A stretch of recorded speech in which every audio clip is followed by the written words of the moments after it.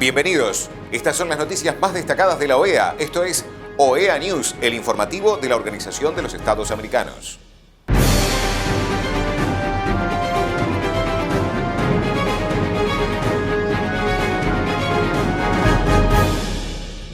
Es momento de compartir los títulos de las noticias más importantes que vamos a estar brindando a ustedes. Secretario para el Fortalecimiento de la Democracia opina sobre el potencial de la integración regional. El Fondo de Cultura Económica participó de la campaña Donar un libro es un hecho de paz, conmemoración del Consejo Permanente de la OEA del Día Mundial de la Libertad de Prensa. Informe de la OPS al 53º periodo ordinario de sesiones de la Asamblea General de la OEA. El secretario para el Fortalecimiento de la Democracia de la OEA, Francisco Guerrero, opinó en el periódico mexicano Excelsior sobre el potencial de la integración regional. Queridas lectoras y lectores de Excelsior, como cada semana en Punto de Equilibrio, este espacio de reflexión sobre el futuro de la democracia, nos referimos en esta ocasión a un estudio interesante presentado por el Banco Mundial sobre cómo es que la integración puede ser un mecanismo, puede ser una herramienta para poder salir más fortalecidos de los efectos de la pandemia, de las consecuencias de la guerra en Ucrania, pero también de otros efectos económicos como la alta inflación que han caracterizado los últimos meses. En ese sentido, el continente americano, que concibe dentro de su interior la existencia ya de regiones muy integradas, el caso de América del Norte, México, Canadá y los Estados Unidos han trabajado mucho para poder fortalecer su integración, y lo mismo ha sucedido con las economías centroamericanas y también el intento de integración que se ha hecho en Sudamérica. Sin embargo, estas labores de integración no son suficientes, tienen que ser más profundas. Es a través de la integración económica como, por ejemplo, la Unión Europea ha logrado sortear los efectos tan perniciosos que hemos visto en los últimos años. En esta fórmula de integración, la Carta Democrática Interamericana es muy importante porque establece los límites y los parámetros del modelo democrático y genera posibilidades de que la democracia se quede enraizada en el continente. A través de la legitimidad democrática y de elecciones libres, justas y honestas, es como podemos ayudar también estos esfuerzos de integración en un continente que tiene muchos elementos similares, muchas historias similares en su cultura, en su civilización y en su economía, pero que también enfrenta elementos muy negativos como la desigualdad y la falta de oportunidades. Los retos y oportunidades que nos ofrece la integración económica deben venir acompañados también de la promoción de la democracia. Marcos Barrera del Fondo de Cultura Económica participó en la campaña Donar un libro es un hecho de paz. Soy Marco Barrera Basol, soy coordinador de vinculación internacional del Fondo de Cultura Económica y los invito a unirse a la campaña Donar un libro es un hecho de paz.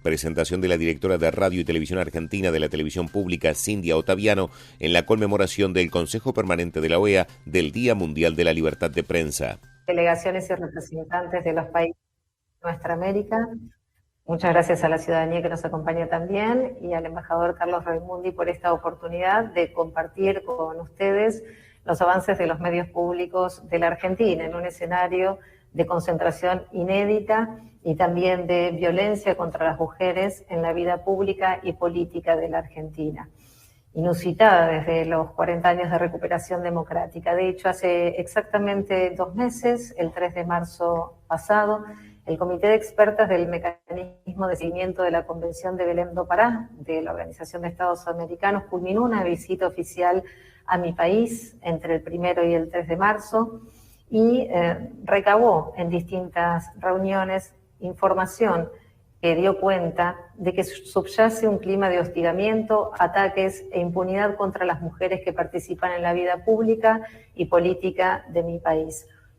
El comité constató que las manifestaciones de violencias contra las mujeres en la política no son hechos aislados, sino que se trata de una práctica ampliamente tolerada y que esto ocurre en todos los ámbitos de la vida pública, afectando a mujeres que se desempeñan en lo interno de los partidos políticos, en los sindicatos, en las organizaciones sociales y de derechos humanos y también en los medios de comunicación.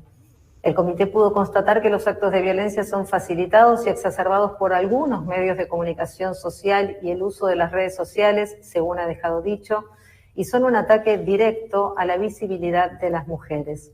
También llamó la atención sobre el hecho de que existe un silenciamiento y una ausencia de condena pública de estos hechos que profundiza, facilita, reproduce y magnifica la violencia contra las mujeres. La delegación pudo evidenciar que el discurso de odio contra las mujeres políticas, especialmente las máximas figuras como la vicepresidenta de la Nación, Cristina Fernández de Kirchner, genera un desorden informativo de características violentas que busca mermar su influencia pública, según dejó dicho, y concluyeron que causa un enorme impacto en las mujeres y en las instituciones democráticas, en tanto la violencia política no solo agrede a las mujeres, sino que agrede a la democracia y a sus instituciones. Este comité hizo una serie de recomendaciones, me voy a referir específicamente a la de los medios de comunicación, ya que señaló que es necesario promover que los medios de comunicación y las redes sociales no violenten los derechos de las mujeres, combatan los contenidos que refuerzan, justifiquen o toleren la violencia contra las mujeres en la vida política. Llamó a generar políticas internas como códigos de autorregulación dirigidos a desnaturalizar las agresiones, a eliminar como parte de una política editorial interna toda expresión que desprestigie a las mujeres con base a estereotipos de género, a prohibir la propaganda en contra de los derechos políticos de las mujeres y toda apología del odio en base al género, y a promover el uso responsable y respetuoso de la comunicación. Hoy podemos decir que RTA, la radio y la televisión de la Argentina, está cumpliendo con estas recomendaciones y, de hecho, en este día tan trascendente para reflexionar en torno de la comunicación como derecho humano de los pueblos, quiero compartir con ustedes el avance que han hecho los medios públicos de mi país al aprobar el primer Código de Ética y Carta Compromiso en la televisión primero y luego en la radio pública. Ambos códigos de ética y cartas compromisos no solo son los primeros en la radio y la televisión pública, sino que lo son de toda la radio y la televisión del país. Presentación del director de la Organización Panamericana de la Salud, el Dr. Jarbas Barbosa, en el Consejo Permanente de la OEA del informe de la OPS al 53º periodo ordinario de sesiones de la Asamblea General de la OEA. So that we are better prepared to face new potential threats. COVID-19 demonstrated the crucial importance of ensuring equitable access to vaccines, medicines, and medical products during a pandemic. We will work with countries to expand the development and production of these products and support the participation of our member states in global discussions of a new international instrument on pandemic preparedness and response. We have held so far many virtual meetings, providing information to our member states, and we had a face-to-face meeting here in Washington, D.C. a couple of months ago. For this meeting, we invited the capitals, the permanent missions here in Washington, D.C., and the permanent missions in Geneva. So we had the opportunity to put everybody together, because this is indeed one point, and we have many others that will need the support of the ministries of foreign affairs, the permanent missions, as strong allies in all these discussions to Ministry of Health in our vision. The third pillar is to ensure timely and equitable access to health innovation for all countries in the region. We will support member states in the implementation of strategies based on science, innovation, and technologies, and adapted national realities.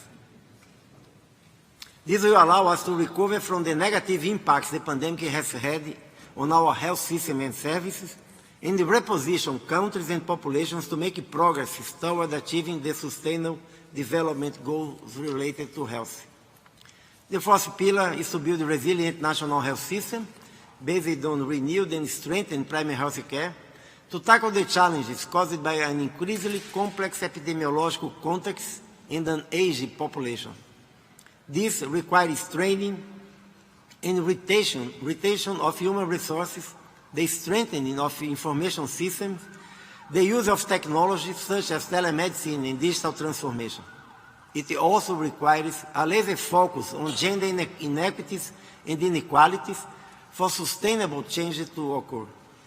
We will support countries in achieving sufficient public financing to support universal health systems. PAHO's technical cooperation will help incentivize health systems so they can identify groups that are left behind to ensure their needs are reflected in equitable access to respectful and inclusive health care. The fifth pillar is strengthening PAHO's capacity to support its member state. We will continue the progress made to modernize the organization's management with increased transparency, responsiveness, efficiency, and gender equity. We will work tirelessly with the support of our expert committed staff to ensure that PAHO, working with our member states, continue its technical excellence and relevance, building networks and partnerships, and serve as a bridge for understanding, solidarity, and innovation. Please, Mr. President, allow me to say some words in Portuguese that is also an official language in the OAS and in PAHO. Eu queria, finalmente, agradecer a colaboração de todos os países da região para, durante o ano de 2022, fazer frente a tantas ameaças que tivemos. Foi um ano onde a liderança de nossa diretora, Carice Etienne, foi extremamente importante para poder guiar a organização, manter todos os serviços funcionando de maneira adequada para que nossos países pudessem completar o controle da transmissão e, ao mesmo tempo, recuperar dos vários impactos negativos produzidos pela pandemia. Então, como apresentando em nome da organização esse informe, eu não poderia deixar de reconhecer e homenagear nossa diretora Carice Etienne por esses esforços que foram realizados e tantos logros importantes conseguidos durante o ano de 2022. Finalmente, eu gostaria de agradecer também à Organização dos Estados Americanos, na pessoa do seu secretário-geral, de todo o seu corpo, pelo apoio e pelo diálogo permanente que se teve durante o ano de 2022 e reiterar o meu compromisso de seguir nesse diálogo durante o ano de 2023 em temas tão importantes que temos na região das Américas e também a continuar com o esforço de aproximar mais a nossa organização das missões permanentes aqui em Washington, de maneira a que se possa ter também a participação das missões permanentes dos Ministérios das Relações Exteriores nos debates globais que estão se realizando esse ano, que terão a sua aprovação em 2024 e que serão essenciais para identificar a maneira como vamos responder a uma próxima pandemia. Então, agradecendo a todos pela atenção, creio que todo o esforço que foi feito durante o ano de 2022 confirma que a saúde pode e deve ser uma ponte de entendimento, de cooperação e de fortalecimento da solidariedade e do pan-americanismo. Muchas gracias, muito obrigado, thank you. Estas han sido las noticias más relevantes de la OEA, la Organización de los Estados Americanos. Esto ha sido OEA News. Nos reencontramos en la próxima jornada.